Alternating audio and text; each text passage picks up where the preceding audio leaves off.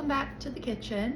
A lot of you have asked for sourdough videos, step-by-step tutorials, so here we go. I started my sourdough journey 2 years ago and I've been hooked ever since, haven't stopped.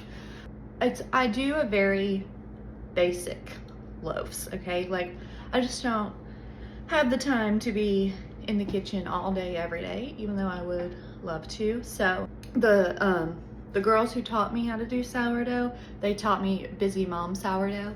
And even though I'm not a mom, I'm a busy girl. So it's worked well for me, and I have received 0 complaints about my bread. So here we go. The first thing you're really gonna need when you make the loaf is a kitchen scale. This will be your best friend. Big bowl, and then a starter, which this is a nice bubbly, active, ready to make a loaf starter. Your bubble stretch, I don't know if you can see, but anyway, I'm gonna do like a whole separate video on just starter probably, because it's gonna be a lot in this video. And then, so you got your scale, your bowl, your starter. The only other thing you need for a loaf is bread flour, water, and salt, and that's it. Bread flour is different than all-purpose flour. I use the King Arthur brand. The all-purpose comes in a red bag, bread flour is in a blue bag. Bread flour is for making a loaf of bread. All-purpose is for feeding and other purposes. So let's get started.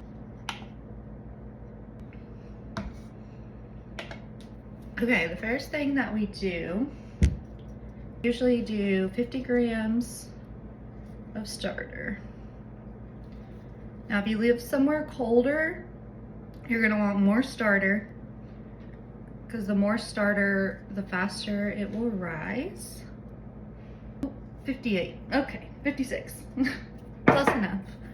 So the thing with sourdough that we want to remember is that there's plenty of wiggle room. They used to do this in the old pioneer days when there was no digital scales or temperature controlled housing, and so they just kind of let it do its thing. And so if your measurements are off, or you don't do the stretch and folds the right way, or you don't bake it, like, it'll be fine. Like, this stuff is, it's alive and it's gonna do its thing anyway, so you're good. So my recipe usually calls for 50 grams of starter.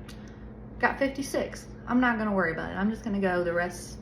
The only thing is that the more starter, the more it'll rise, or the quicker it'll rise. So that's the only thing. And if you live somewhere colder, I live in Middle Tennessee, but if you live somewhere colder, you're probably gonna wanna do more starter anyway, just because the warmth is what helps it grow. And if it's colder, like in your house or just your environment, if you're in an elevation, you're gonna have to adjust your recipe a little bit. So now I'm going in with the water. It's 375 grams of water, and just measuring everything in grams, you get more accurate measurements. But again, like I said, like, it doesn't have to be accurate, so you can just convert whatever the grams are to cups and you'll be fine. 76, perfect. This right here is a dough whisk. You do not need a dough whisk. You can stir with anything. This is just a fancy tool. But make sure when you're stirring, when you're feeding and stirring your starter, when you're mixing up your bread, that you're not using metal or wood, which is what this is. But this is stainless steel. Stainless steel is fine. When I'm like making my starter, I like to use these little silicone deals because they're just easier to clean. Just no like metal spoons. Just use like silicone, stainless steel. That's fine. Stirring the water in the starter before add the flour, just because it helps it kind of blend better. And you see how this starter is floating to the top? That's how you know that your starter is active and good, ready to go. And this is where we use our bread flour. You know, fun fact, that the Super Bowl this year is in San Francisco, and they're apparently called the bread basket or something, and their mascot is called Sourdough Sam, which is cute, but Sourdough Sam ain't got nothing on Sourdough C. And then we're gonna go 500 grams of flour. If you don't know how to use a kitchen scale, it's super easy. See, we've got our 500 grams of flour. We're gonna add the salt next. So just to get this back to 0, you just hit this tare button and it'll go back to 0. But you see, like if you take this off, it counters for the weight of the bowl. So now we can just add the salt. We don't need a lot of salt, just about 6 or 7 grams. There we go. And then, you know, we can take this off. We can tare that to get it back to 0. And then say we wanted to feed our starter, you can put our cup on there, take this out, hit that back to 0, and now we're ready to measure again. But we're gonna save that for later.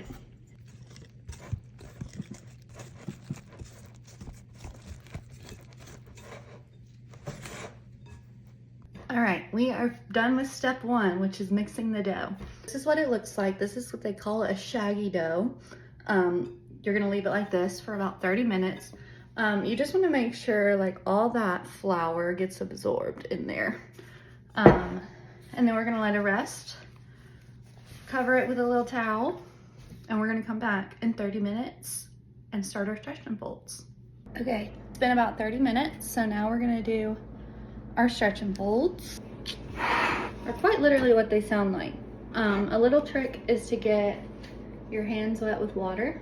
That way the dough doesn't stick to your hands as bad. And really all you're gonna do is stretch it up and fold it on top. And you're gonna go around the 4 sides and do that.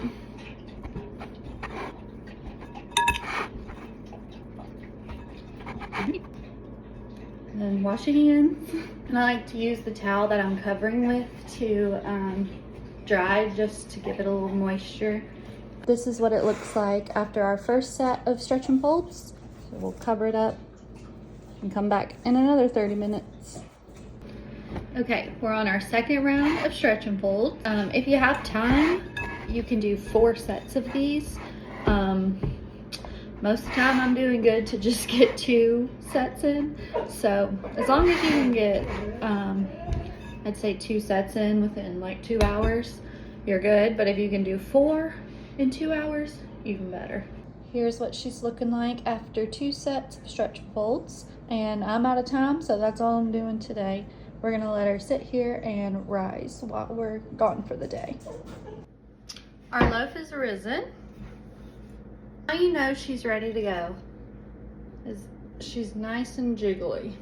Next step we're gonna do is shaping. After this, we bake. So it's exciting. Dust the counter a little bit with some flour. And I use all-purpose for the dusting. Okay, and then I'm gonna wet my hands to get this out. And you just kind of pry it off the bowl. Slap her down. Okay, so we're on our floured surface.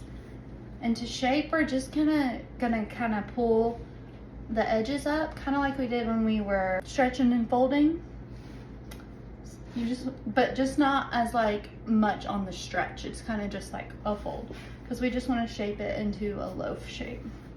So I did 1, 2, and then I'm just gonna roll from one side to the other, and then kind of just tuck the rest underneath.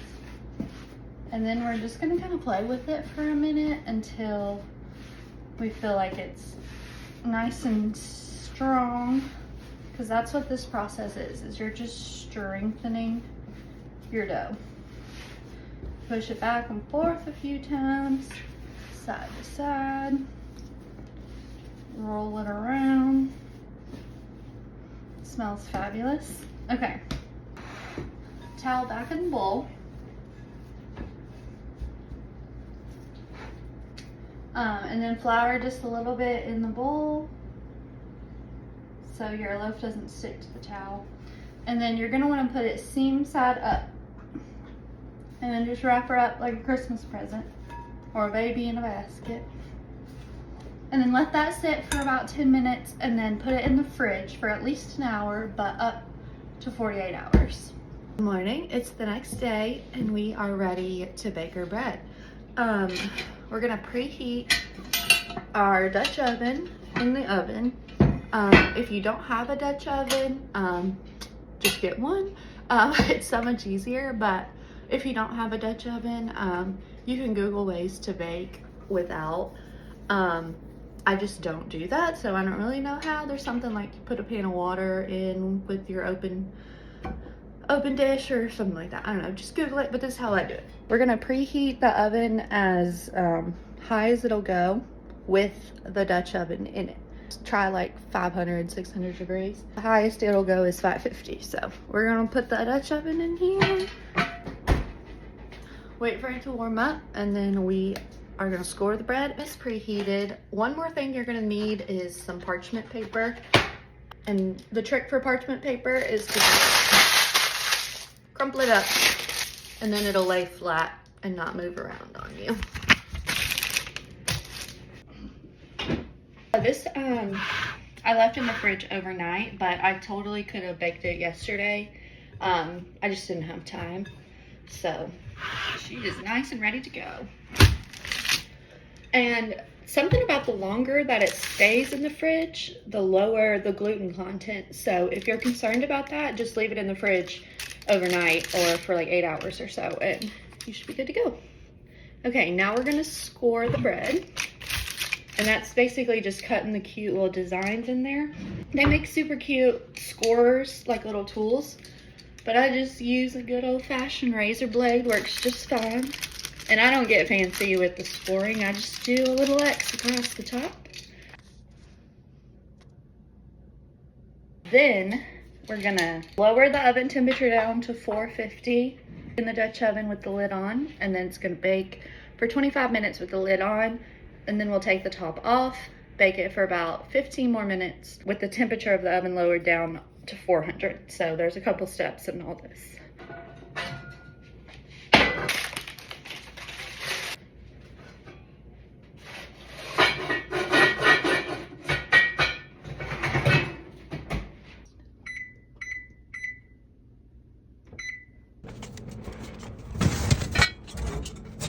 Oh yeah.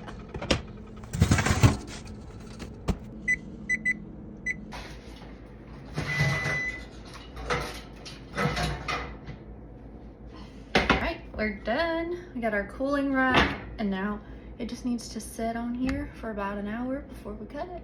And it's all good.